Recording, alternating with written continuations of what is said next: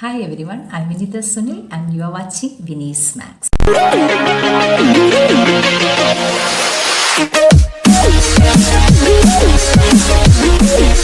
ഇന്ന് ഞാൻ നിങ്ങളുടെ മുമ്പിലേക്ക് വന്നിരിക്കുന്നത് മാത്സ് എങ്ങനെ നമുക്ക് ഈസി ആക്കാം, എന്തൊക്കെ ടിപ്സ് ഉപയോഗിച്ചിട്ട് നമുക്ക് മാത്സിനെ ഒരു ഈസി സബ്ജക്റ്റാക്കി മാറ്റാം. ഓക്കെ, അപ്പോൾ അതിനെ പറ്റിയിട്ട് പറയാനാണ്.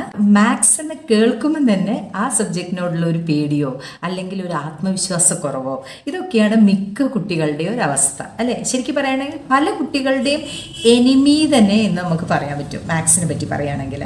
അപ്പം എങ്ങനെ നമുക്ക് ഈ എനിമീനെ ഫ്രണ്ടാക്കി മാറ്റാം, അതാണ് നമ്മൾ ചെയ്യാൻ പോകുന്നത്. അപ്പം എന്തൊക്കെ ടിപ്സ് മിസ് പറഞ്ഞു തരുന്നുണ്ട്, ആ ടിപ്സൊക്കെ ഉപയോഗിച്ചിട്ട് നിങ്ങൾ അത് വെച്ചിട്ടൊന്ന് ഫോളോ ചെയ്ത് നോക്കുക. എന്നിട്ട് നിങ്ങൾക്ക് ഇനിയും മാറ്റം വരുന്നില്ലെങ്കിൽ you can comment it. Okay, നിങ്ങൾക്ക് ഇനിയും മിസ് എനിക്ക് എന്നിട്ടും ശരിയാവുന്നില്ല, ഞാൻ പറഞ്ഞ ഈ ടിപ്സൊക്കെ വെച്ചിട്ട് നിങ്ങളൊന്ന് ഫോളോ ചെയ്യൂ ഈ ഭാഗം ആദ്യം. അപ്പം തന്നെ നമുക്ക് ഓട്ടോമാറ്റിക്കായിട്ട് നമ്മൾ മാറിക്കൊള്ളും. ഓക്കെ, നമുക്ക് ഈ സബ്ജക്റ്റിനോടൊരു താല്പര്യം വരും. എങ്ങനെയാണ് നമ്മൾ ഈ മാത്സിനെ ഇമ്പ്രൂവ് ചെയ്യാൻ പറ്റുക? അപ്പം നിങ്ങൾക്ക് അറിയാം, ഇപ്പോൾ പരീക്ഷയ്ക്ക് ഇങ്ങനെ വന്നുകൊണ്ടിരിക്കുകയാണ്. മറ്റുള്ള വിഷയങ്ങളിൽ നിന്നൊക്കെ നിങ്ങളെ പോർഷൻസ് ഒന്ന് കുറച്ച് വന്നിട്ടുണ്ട്, പക്ഷെ മാത്സിന് ഒരു പോർഷനും ഡിലീറ്റ് ചെയ്തിട്ടില്ല. 12th ആണെങ്കിലും 10th ആണെങ്കിലും ഒക്കെ. അപ്പം ശരിക്കും പറയുകയാണെങ്കിൽ കുട്ടികളെ സംബന്ധിച്ചോളം ശരിക്കും ഒരു പേടി വന്ന് തുടങ്ങിയിട്ടുണ്ട്. അപ്പം ഈ പേടി നമുക്ക് എങ്ങനെ മാറ്റാൻ പറ്റും, എങ്ങനെ നമുക്ക് മാത്സിനെ ഇമ്പ്രൂവ് ചെയ്ത് നല്ലൊരു ടോപ്പ് മാർക്കിലേക്ക് എത്തിക്കാൻ പറ്റും, അപ്പോൾ അതിനെ പറ്റിയാണ് ഇന്നത്തെ വീഡിയോ. അപ്പം ഞാൻ കൂടുതൽ വലിച്ചു നീട്ടുന്നില്ല, ഞാൻ പെട്ടെന്ന് തന്നെ നമുക്കൊന്ന് ക്ലാസ്സിലേക്ക് കിടക്കാം, അല്ലേ? അപ്പം മിസ്സിന് നിങ്ങളോട് പറയാനുള്ളത്, let's watch full video and follow it. Okay, ഷുവറായിട്ട് നിങ്ങൾ മാത്സിൽ ഇമ്പ്രൂവ് ചെയ്യുക. നിങ്ങൾ തന്നെ തീരുമാനിക്കുക, നിങ്ങൾക്ക് എന്തുകൊണ്ടാണ് ഈ സബ്ജക്റ്റിനോട് ഇത്ര വെറുപ്പ്, എവിടെയാണ് എൻ്റെ ഈ ആത്മവിശ്വാസക്കുറവ്. ഫസ്റ്റ് ടിപ്പ് എന്ന് പറയുന്നത്, ഫൈൻഡ് യുവർ വീക്ക് പോയിന്റ്. എവിടെയാണ് എൻ്റെ പ്രശ്നം, ഏത് ഏരിയയാണ് എനിക്ക് പ്രശ്നം? ആൾജിബ്ര ഭാഗമാണോ, അല്ലെങ്കിൽ ജോമെട്രി ഭാഗമാണോ, അല്ലെങ്കിൽ ട്രിഗ്നോമെട്രി ഭാഗമാണോ, അല്ലെങ്കിൽ കാൽക്കുലസ് ഭാഗമാണോ? ഏത് ഭാഗമാണ് നിങ്ങൾക്ക് ഏറ്റവും ടഫ് ഏരിയ എന്ന് നിങ്ങൾ തന്നെ സ്വയം ഐഡൻറ്റിഫൈ ചെയ്യാം. ആ ഏരിയയ്ക്ക് കുറച്ചും കൂടെ പ്രാധാന്യം നൽകി ആ ഏരിയയുമായിട്ട് നിങ്ങൾക്ക് മനസ്സിലാവാത്ത ക്വസ്റ്റ്യൻസ് നിങ്ങളെ ടീച്ചേഴ്സിനോടൊക്കെ ചോദിച്ച് അതിനെ പറ്റിയിട്ട്, അല്ലെങ്കിൽ പല വീഡിയോസും കണ്ട് അതിനെ പറ്റിയിട്ട് കൂടുതലായിട്ട് മനസ്സിലാക്കി അത് ഒന്നും കൂടെ സമയം കണ്ടെത്തി നിങ്ങൾ പഠിക്കാൻ ശ്രമിക്കുക. എന്നിട്ട് അത് കംപ്ലീറ്റ് നിങ്ങൾക്ക് അത് ക്ലിയർ ആയിട്ട് വന്നെങ്കിൽ ഷുവറായിട്ടും നിങ്ങൾക്ക് ആ മാത്സ് എന്ന സബ്ജക്റ്റിനോട് എക്സാം എഴുതുമ്പോൾ നിങ്ങളുടെ ആത്മവിശ്വാസം ഓട്ടോമാറ്റിക്കായിട്ട് അങ്ങോട്ട് ഇമ്പ്രൂവ് ചെയ്യും. അപ്പം നിങ്ങൾ വീക്ക് പോയിന്റ് ആണ് നിങ്ങൾ ഫസ്റ്റ് മനസ്സിലാക്കേണ്ടത്, ഏത് ഏരിയ ആണ്. കാരണം മിക്ക കുട്ടികൾക്കും മാത്സ് എന്ന സബ്ജക്റ്റിനോട് മൊത്തത്തിൽ അങ്ങോട്ട് ഇഷ്ടക്കേടൊന്നും ഉണ്ടാവില്ല. കാരണം മാത്സ് എന്നത് നമുക്ക് എപ്പോഴും എവിടെയും ആവശ്യമുള്ള ഒരു സാധനമാണല്ലോ. പക്ഷേ ഈ ഒരു കാര്യത്തിൽ ഈ വില്ലനായ ഈ മാത്സിനെ നമുക്കൊന്ന് എളുപ്പമാക്കാൻ വേണ്ടിയിട്ട് മക്കൾ എന്ത് ചെയ്യണം പറഞ്ഞാൽ, ആദ്യം നിങ്ങളുടെ വീക്ക് പോയിന്റ്സ് കണ്ടുപിടിക്കും, അതിനെ ഇംപ്രൂവ് ചെയ്യാൻ ശ്രമിക്കുക. മാത്സിനോടുള്ള ആത്മവിശ്വാസം തീർച്ചയായിട്ടും കൂടി വരും. ഓക്കെ, അപ്പോൾ അതാണ് നമ്മൾ ഫസ്റ്റ് പോയിന്റ് ശ്രദ്ധിക്കേണ്ട കാര്യം. സെക്കൻഡ് പോയിന്റ് ആണ് ഞാൻ പറയാൻ പോകുന്നത്. അതായത് ഈ ഒരു പെർട്ടിക്കുലർ സബ്ജക്റ്റ് എന്ന് പറയുമ്പോൾ ഇതിൽ ഒരുപാട് ഫോർമുലാസ് ഉണ്ടാവും. ഈ ഫോർമുലയാണ് നമ്മളുടെ മറ്റൊരു വില്ലനായിട്ട് മാറുന്നത്. അതായത് ഏത് ഫോർമുല അപ്ലൈ ചെയ്യണം, അല്ലെങ്കിൽ എങ്ങനെ അപ്ലൈ ചെയ്യണം, അല്ലെങ്കിൽ അപ്ലൈ ചെയ്യുമ്പോൾ പ്ലസും മൈനസും സൈൻ മാറിപ്പോകുന്നു, പരീക്ഷേൻ്റെ അന്ന് സംശയം, അവിടെ നടുക്ക് പ്ലസ് ആയിരുന്നോ കണക്റ്റിംഗ് സൈന്, അല്ലെങ്കിൽ മൈനസ് ആയിരുന്നോ. ഇപ്പോൾ ചെറിയൊരു ഉദാഹരണം പറയുകയാണെങ്കിൽ, ഇപ്പോൾ a minus B whole square എല്ലാ കുട്ടികൾക്കും അറിയുന്ന ഫോർമുലയാണ്. a square minus 2ab plus B square. ചെറിയൊരു ഫോർമുലയാണ്, നമ്മൾ ചെറുപ്പം മുതലേ കേട്ട് പരിചയത. പക്ഷേ ഈ മൈനസ് 2ab എന്നുള്ളത് ആ മൈനസ് രണ്ടാമത്തെ ടേമിന്റെ മുമ്പിലാണോ അല്ലെങ്കിൽ മൂന്നാമത്തേനാണോ, അങ്ങനെയൊക്കെയുള്ള സംശയങ്ങളാണ് മിക്ക കുട്ടികൾക്കും വരുന്നത്. അപ്പോൾ പ്ലസ് മൈനസ് ഒക്കെ ഫോർമുലയിൽ ഉണ്ടെങ്കിൽ അത് എവിടെ വേണം, അല്ലെങ്കിൽ സ്ക്വയർ ഉണ്ടോ ഫോർമുലയിൽ? അപ്പോൾ പൈ ആർ സ്ക്വയർ എച്ച് എന്നുള്ള ഒരു ഫോർമുലയുണ്ട്. അപ്പോൾ നിങ്ങൾക്ക് അറിയാൻ പറ്റും, volume of a cylinder pi R square H ആണ്. അപ്പോൾ ആർ സ്ക്വയർ ആണോ ആർ ക്യൂബ് ആണോ, അങ്ങനെയൊക്കെയുള്ള സംശയങ്ങളാണ് കുട്ടികൾക്ക് വരുന്നത്. അപ്പം ഈ ഒരു കാര്യം നമുക്ക് കറക്റ്റ് ചെയ്യാൻ വേണ്ടിയിട്ട് എല്ലാ ഫോർമുലയും പാഠത്തിൻ്റെ ഓരോരോ പാഠത്തിൻ്റെയും ഹെഡിങ്സ് എഴുതിയിട്ട് അതിനെ റിലേറ്റ് ചെയ്തിട്ട് എത്ര ഫോർമുലാസ് വരുന്നുണ്ടോ അതെല്ലാം ലിസ്റ്റ് ചെയ്ത് വെക്കുക. അപ്പോൾ അങ്ങനെ നിങ്ങൾക്ക് 16 ലെസൺസ് ഉണ്ടെങ്കിൽ ഈ 16 ലെസൺസിലും ചിലപ്പോൾ ഫോർമുലാസ് ഉണ്ടാവാം, ചിലപ്പോൾ ചില ലെസൺസ് ഡയറക്റ്റ് ഫോർമുല ഉണ്ടാവില്ല. അപ്പോൾ അങ്ങനത്തെ ലെസൺസ് ഓക്കെ. അല്ലാത്ത ലെസൺസിൽ ഏതൊക്കെ ലെസൺസിൽ നിങ്ങൾക്ക് ഫോർമുലാസ് വരുന്നുണ്ടോ അതെല്ലാം പാഠത്തിൻ്റെ പേര് എഴുതി അതിൻ്റെ താഴെ അതിനെ റിലേറ്റ് ചെയ്തിട്ടുള്ള എല്ലാ ഫോർമുലാസ് എഴുതി വെച്ച് നിങ്ങളെ സ്റ്റഡി ഹാളിൽ നിങ്ങൾ സ്റ്റിക്ക് ചെയ്ത് വെക്കുക. ഇനി 2-3 ചാർട്ടോ അല്ലെങ്കിൽ 2-3 A4 ഷീറ്റിലോ ഈ ഫോർമുല എഴുതിയിട്ട് നിങ്ങൾക്ക് സ്റ്റിക്ക് ചെയ്യാൻ പറ്റിയ അവിടെ ഇവിടെയൊക്കെ ഒന്ന് കൊണ്ട് സ്റ്റിക്ക് ചെയ്ത് വെച്ചോളൂ. അതുകൊണ്ട് നിങ്ങൾ ചെമ്പരൊന്നും കേടുവരില്ല കേട്ടോ. അപ്പോൾ നിങ്ങൾക്ക് എന്താ വെച്ചാൽ പരീക്ഷയ്ക്ക് ഓർത്തെടുക്കാൻ വളരെ എളുപ്പമായിരിക്കും. കാരണം നിങ്ങൾ അങ്ങോട്ട് പോകുമ്പോഴും ഇങ്ങോട്ട് തിരിയുമ്പോഴും ഒക്കെ ഈ ഫോർമുല തന്നെയാണ് കാണുന്നത്. അപ്പോൾ നമുക്ക് ഓട്ടോമാറ്റിക്കായിട്ട് നമുക്ക് അതിലേക്ക് ഒന്ന് നോക്കാനും അല്ലെങ്കിൽ നമുക്കിപ്പോൾ ഓൺ ദ വേ മറന്നുപോയി അപ്പോൾ പെട്ടെന്ന് ആ ബുക്കൊന്നും മറച്ച് നോക്കി കണ്ടുപിടിക്കേണ്ട ആവശ്യമൊന്നുമില്ല. ജസ്റ്റ് ഈ ചാർട്ടിലൊന്ന് നോക്കുക, കാര്യങ്ങളൊക്കെ നോക്കുക, ഫോർമുലാസ് ഒന്നും കൂടെ ക്ലിയർ ചെയ്യുക, മനസ്സിൽ വെക്കുക. 3ാമത്തെ പോയിന്റ് എന്ന് പറയുന്ന നമ്മളൊരു പ്രോബ്ലം ചെയ്ത് കഴിഞ്ഞാൽ നമ്മൾ അതിനെ എന്ത് ചെയ്യണം, റീചെക്ക് ചെയ്യുക അല്ലെങ്കിൽ നമ്മൾ അതിനെ ഇവാലുവേറ്റ് ചെയ്യുക. അപ്പോൾ ഇവാലുവേറ്റ് യുവർ ആൻസർ, നിങ്ങൾ ചെയ്തിരിക്കുന്ന ആൻസറിനെ നിങ്ങൾ തന്നെ വിലയിരുത്തുക. അതാണ് വേറെ 3rd പോയിന്റ് എന്ന് പറയുന്നത്. നിങ്ങൾ ഇമ്പ്രൂവ് ചെയ്യാനുള്ള ടെക്നിക്സാണിത്. അപ്പം നിങ്ങളിപ്പോൾ ഒരു ടെക്സ്റ്റ് ബുക്കിൽ ഇപ്പം കുറച്ച് എക്സസൈസിൽ കുറച്ച് ക്വസ്റ്റ്യൻസ് ഉണ്ട്. ഒരു 5 ക്വസ്റ്റ്യൻ നിങ്ങൾ തന്നെ സ്വയം ഇരുന്ന് ചെയ്ത് നോക്കുക. ഈ 5 ക്വസ്റ്റ്യൻ്റെ ആൻസറും നിങ്ങൾക്ക് നിങ്ങളെ ടീച്ചേഴ്സ് പഠിപ്പിച്ച നോട്ടോ അല്ലെങ്കിൽ എന്തെങ്കിലും നിങ്ങൾക്ക് ഇപ്പം റെഫറൻസ് ബുക്കോ എന്തെങ്കിലും നിങ്ങൾ ആശ്രയിക്കുന്നുണ്ടെങ്കിൽ അവ വെച്ചിട്ട് നിങ്ങൾ ചെയ്ത രീതിയും നിങ്ങൾ എഴുതിയ എല്ലാ സ്റ്റെപ്സും അതിലുണ്ടോ എന്ന് നിങ്ങൾ സ്വയം റീചെക്ക് ചെയ്യുക. കാരണം നിങ്ങൾക്ക് പരീക്ഷയ്ക്ക് പല കുട്ടികൾക്കും ഉള്ള ഒരു പ്രശ്നമാണ്, ചിലവരൊക്കെ ആൻസർ എഴുതി പകുതി എത്തി അല്ലെങ്കിൽ ഒരു 3/4 ഭാഗം എത്തി ആൻസർ നിന്നു പോകുന്നൊരു അവസ്ഥ, പിന്നെ ബാക്കി ചെയ്യാൻ കിട്ടാത്തൊരവസ്ഥ. അപ്പം അത് എന്തുകൊണ്ടാണ് പറഞ്ഞാൽ നിങ്ങൾ ആ സ്റ്റെപ്പ് പ്രൊസീജിയർ പ്രോപ്പറായിട്ട് മനസ്സിലാക്കാത്തതുകൊണ്ടാണ്.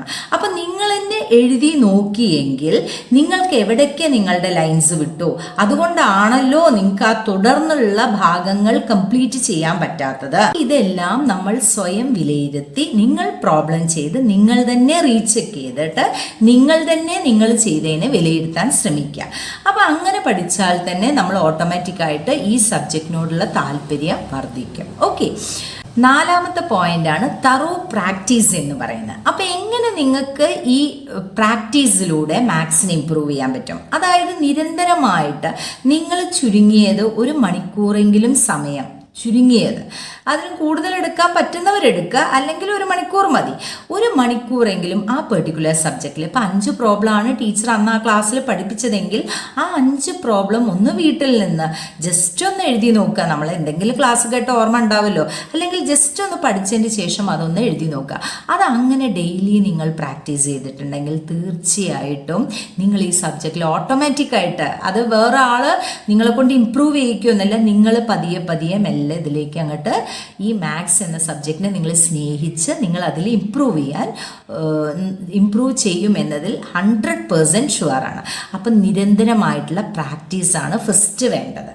ഓക്കെ, 5ാമത്തെ പോയിന്റ് എന്ന് പറയുന്ന മാത്സ് എന്ന് ഇപ്പം മിക്ക കുട്ടികളും ചോദിക്കുന്നതാണ്.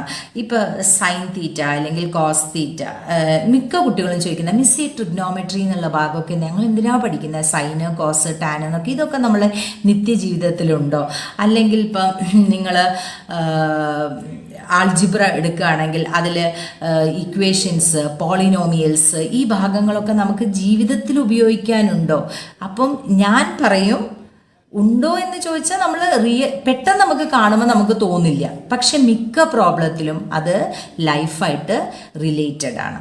ഓക്കെ, അപ്പം ആ ഒരു രീതിയിൽ ഇതിനെ നമ്മൾ 5ാമത്തെ പോയിന്റായ apply maths to real life എന്നാണ്. അതായത് റിയൽ ലൈഫ് സിറ്റുവേഷനുമായി ബന്ധപ്പെടുത്തിയതിന് ശേഷം മാത്രം മാത്സ് പഠിക്കാൻ താല്പര്യപ്പെടുക.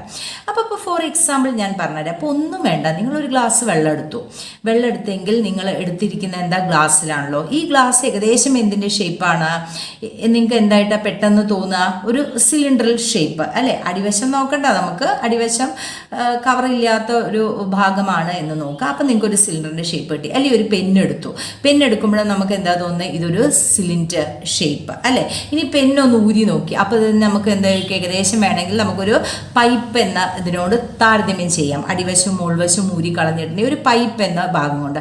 അപ്പം അങ്ങനെ വരുമ്പം ഈ പെട്ടെന്ന് നിങ്ങളെ മനസ്സിലേക്ക് ഓർക്കുക, എങ്ങനെ നമുക്ക് സിലിണ്ടറുടെ ഫോർമുല കണ്ടുപിടിക്കാം, ഈ സിലിണ്ടർ വോളിയം എന്താണ്, അതിൻ്റെ ടോട്ടൽ സർഫേസ് ഏരിയ എന്താണ്, അതിൻ്റെ CSA അതായത് കേർവ്ഡ് സർഫേസ് ഏരിയ എന്താണ്. അപ്പോൾ ഇങ്ങനത്തെ കാര്യങ്ങളൊക്കെ നമുക്ക് എന്ത് ചെയ്യാൻ പറ്റും, റിലേറ്റഡ് ആയിട്ട് പഠിക്കുക.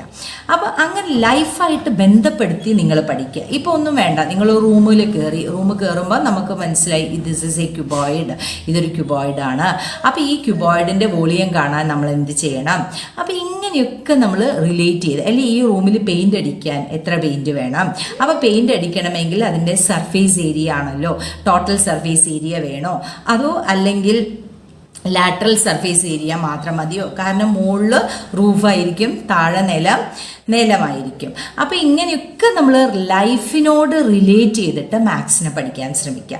അപ്പം തന്നെ നമുക്ക് മാത്സിനോട് ഒരു താല്പര്യം വരും. അവസാനമായിട്ട് എനിക്ക് നിങ്ങളോട് പറയാനുള്ള, മാത്സിനെ സംബന്ധിച്ചിടത്തോളം എല്ലാ ടിപ്സും ട്രിക്സും ഒക്കെ നിങ്ങൾ ഫോളോ ചെയ്യുക.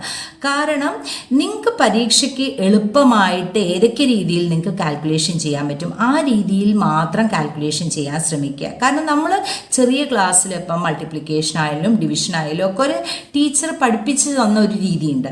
അപ്പം ആ രീതിയിൽ നിന്നും വ്യത്യസ്തമായി ചിന്തിച്ച് ഈ മെത്തേഡ് ഫോളോ ചെയ്തിട്ടുണ്ടെങ്കിൽ എനിക്ക് ആൻസറിലേക്ക് എത്താൻ പറ്റും. അപ്പം അതിന് വേണ്ടിയിട്ട് നിങ്ങളിപ്പോൾ എന്ത് വീഡിയോസ്, മിസ് തന്നെ ഒരുപാട് വീഡിയോസ് ട്രിക്സ് ആൻഡ് ടിപ്സ് ഒക്കെ ചെയ്തിട്ടുണ്ട്. അപ്പോൾ എല്ലാ വീഡിയോസും നോക്കിയിട്ട് അതിൻ്റെ ഐഡിയ ആദ്യം മനസ്സിലാക്കി വയ്ക്കുക. അങ്ങനെ മനസ്സിലാക്കിയാൽ തന്നെ നിങ്ങൾക്ക് ഈ സബ്ജക്റ്റിനോടുള്ള താല്പര്യം ഓട്ടോമാറ്റിക്കായിട്ട് വർദ്ധിക്കും. ഓക്കെ, അപ്പം നമുക്ക് മിക്ക കുട്ടികൾക്ക് ഡിവൈഡ് ചെയ്യാൻ വളരെ പ്രയാസമായിരിക്കും. അപ്പോൾ ഡിവിഷൻ എന്ന് പറയുന്നത് തന്നെ ഒരു എന്താ പറയുക, കീറാമുട്ടിയായിട്ട് തലയിൽ കൊണ്ടു നടക്കുന്നൊരു സംഭവമാണ്. അപ്പം അതിനെ അവോയ്ഡ് ചെയ്യാൻ വേണ്ടിയിട്ട് അതെങ്ങനെ നമുക്കൊരു സാധനം എളുപ്പത്തിൽ ഡിവൈഡ് ചെയ്യാൻ പറ്റും, അപ്പോൾ ഇങ്ങനെയൊക്കെ നമ്മൾ ചിന്തിക്കുക. ഇപ്പം ചില നമ്പേഴ്സൊന്നും നമുക്ക് ഡിവൈഡ് ചെയ്യാതെ തന്നെ മൾട്ടിപ്ലൈ ചെയ്തിട്ട് വരെ ആൻസറിലേക്ക് എത്താനുള്ള സൂത്രങ്ങളുണ്ട് അല്ലേ. അപ്പം അങ്ങനെ ഡിവിഷൻ ആണെങ്കിലും നമ്മൾ മൾട്ടിപ്ലൈ ആണ് ചെയ്യുന്നത്, എന്നിട്ട് ഡെസിമൽ പോയിന്റ് ഒക്കെ മാറ്റിയിട്ട് കൊടുത്താൽ മതി. അപ്പോൾ അങ്ങനെ നമ്മൾ ഐഡിയ വെച്ചിട്ട് മുൻപോട്ട് പോയിട്ടുണ്ടെങ്കിൽ തന്നെ ഈ ഒരു സബ്ജക്റ്റ് നിങ്ങൾക്ക് എളുപ്പമായി വരും. അപ്പം ഇത്ര കാര്യങ്ങളൊക്കെയാണ് മിസ്സിന് പറയാനുള്ളത്. പിന്നെ എപ്പോഴും നമുക്ക് വേണ്ടത് തിങ്കിങ് പവർ വേണം. തിങ്ക് ചെയ്യണം. നിങ്ങൾ ഒരു പ്രോബ്ലം തന്നിട്ടുണ്ടെങ്കിൽ ഏത് ഫോർമുല എങ്ങനെ, എവിടെ, എപ്പോൾ, എങ്ങനെയൊക്കെ ഉപയോഗിക്കണം എന്നത് തിങ്ക് ചെയ്ത് മനസ്സിലാക്കിയതിന് ശേഷം മാത്രം അപ്ലൈ ചെയ്യുക. ഓക്കെ, എന്നാൽ മാത്രമേ നിങ്ങൾ ആ ഒരു മാത്സിനോടുള്ള ആ ഒരു പേടി അല്ലെങ്കിൽ മാത്സ് എന്ന എനിമിയെ നമുക്കൊരു ഫ്രണ്ട് എന്ന രീതിയിലേക്ക് ആക്കാൻ പറ്റുള്ളൂ. അപ്പോൾ ഇത്ര ടിപ്സ് എല്ലാവരും ഫോളോ ചെയ്യുക. നിങ്ങൾക്ക് ഷുവറായിട്ടും ഇനി വരുന്നൊരു എക്സാമിൽ നിങ്ങൾ ഈ ടിപ്സ് ഫോളോ ചെയ്തിട്ടുണ്ടെങ്കിൽ നിങ്ങൾക്ക് ഷുവറായിട്ടും നല്ലൊരു മാർക്കിലേക്ക് നിങ്ങൾ എത്തുമെന്നതിൽ യാതൊരു സംശയവും ഇല്ല. അപ്പോൾ എല്ലാ ട്രിക്സും ടിപ്സൊക്കെ മനസ്സിലാക്കുക. പിന്നെ പബ്ലിക് എക്സാമൊക്കെ പഠിക്കാറായി, എല്ലാവരും നന്നായി പഠിക്കുക, നല്ല മാർക്കിലേക്കൊക്കെ സ്കോർ ചെയ്യുക. 10th, 11th, 12th എന്ന ക്ലാസ്സുകളിൽ കുറച്ച് വീഡിയോസൊക്കെ മിസ് ഇട്ടിട്ടുണ്ട്, അതൊക്കെ ഒന്ന് ഫോളോ ചെയ്ത് നോക്കുക. മാത്സിനെ റിലേറ്റ് ചെയ്ത പല പാഠത്തിൻ്റെ വീഡിയോസും ഉണ്ട്. അപ്പോൾ അതൊക്കെ ഒന്ന് കണ്ടിട്ട് നിങ്ങൾ ആ ഒരു രീതിയിലേക്ക് തന്നെ പഠിച്ച് മുൻപോട്ടേക്ക് എത്തുക. അപ്പോൾ wish you all the best. Thank you.